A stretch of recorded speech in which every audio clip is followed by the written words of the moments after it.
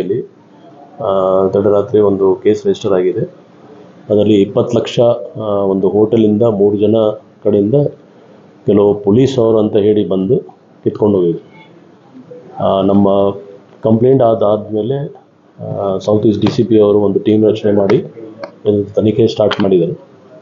ಮೇಲ್ನೋಟಕ್ಕೆ ಇಲ್ಲಿವರೆಗೆ ಕೆಲವು ಪ್ರೈವೇಟ್ ಪರ್ಸನ್ಸ್ ಅವರು ಪೊಲೀಸ್ ಅಂತ ಹೇಳಿ ಆ ಹೋಟೆಲ್ಗೆ ಹೋಗಿದ್ರು.